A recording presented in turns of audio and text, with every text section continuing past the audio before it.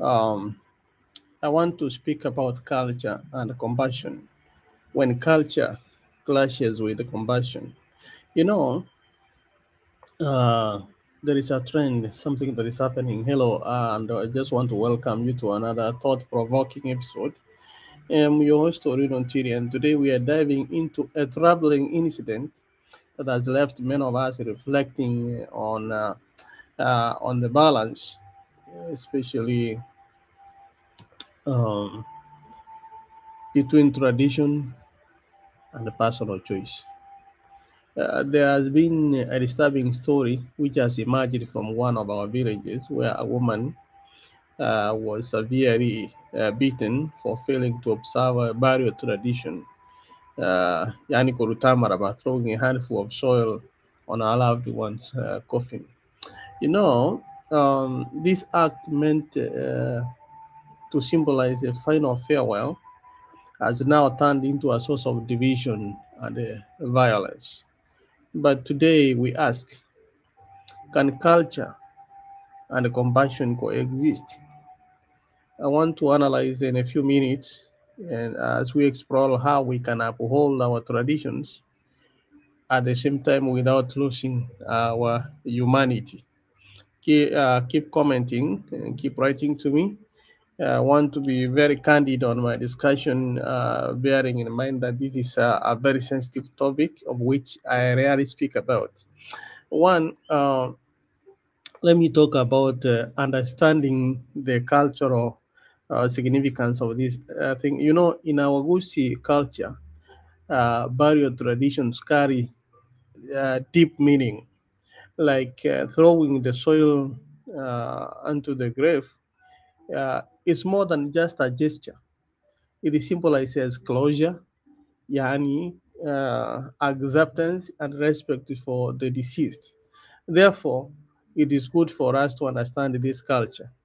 For generations, this act has been a way of bidding farewell, ensuring that the departed soul rests in peace, as per the tradition.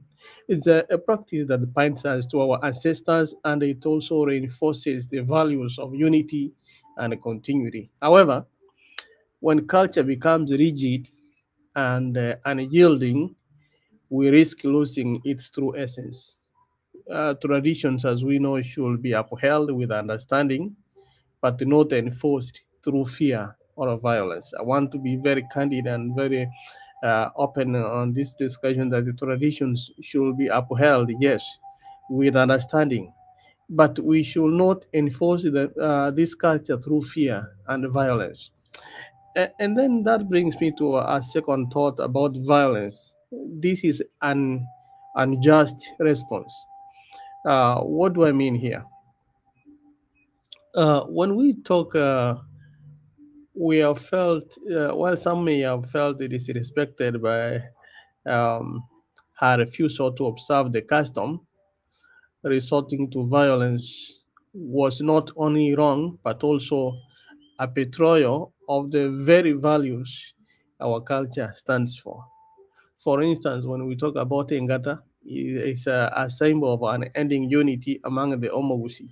It teaches us to soften differences and even cushion conflict with understanding.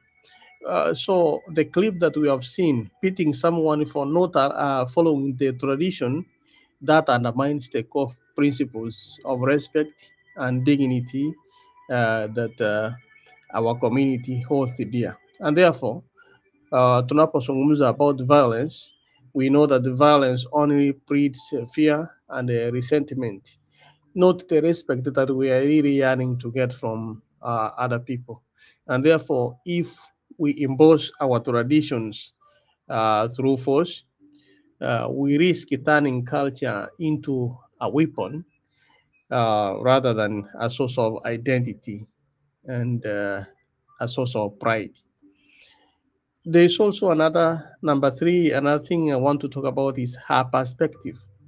You know, it's also good to respect individual choice. On the other hand, we must also consider the woman's perspective.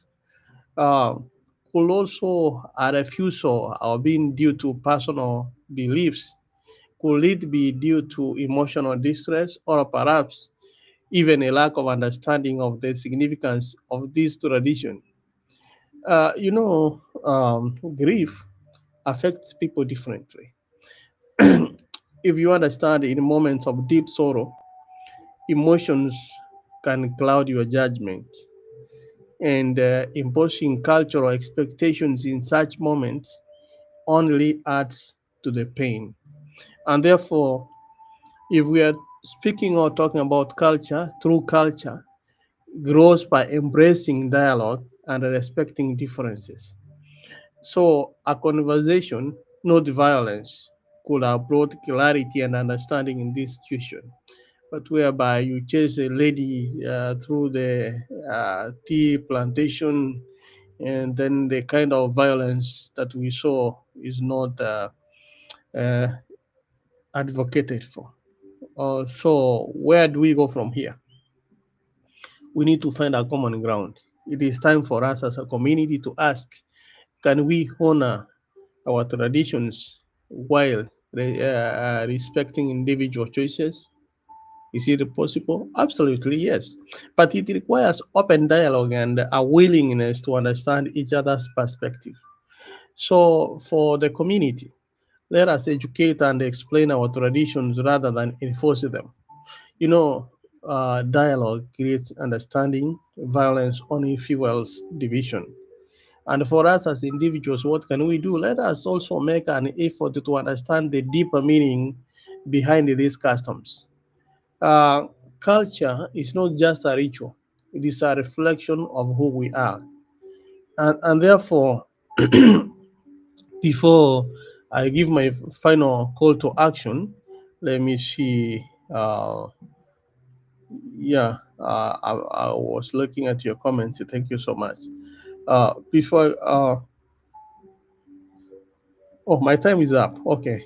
So, as we conclude this discussion, I challenge all of us to reflect on this incident as we uh, are trying to protect our culture, or we are forcing it through fear.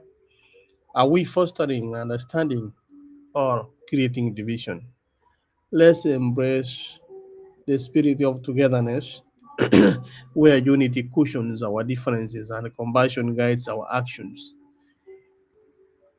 This has been Orina on on AGR News, reminding you that the true cultural preservation comes through dialogue, not violence. Until next time, let's keep the conversation alive and stay tuned. Matur Vincent, Irene Kamto, nimewaona. Keep sharing and God bless.